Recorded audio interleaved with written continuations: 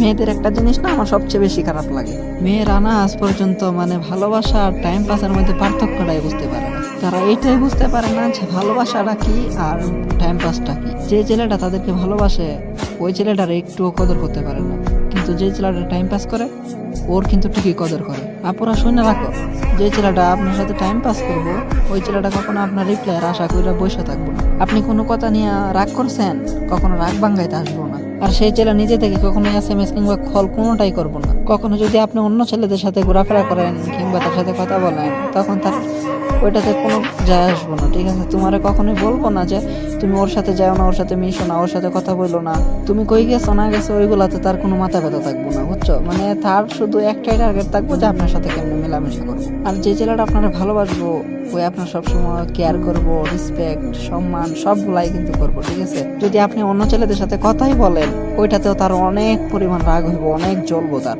মানে সে এইগুলো মাইনা নিতে পারবো না এক কথায়। আর ওরে কিন্তু আপনার বইলা দিতে হবে না, ওরে জোর করতে হবে না, ও কিন্তু নিজে থেকে আপনার SMS দিতে থাকবো, কল দিতে থাকবো। আপনি যতক্ষণ বিরক্ত না হয়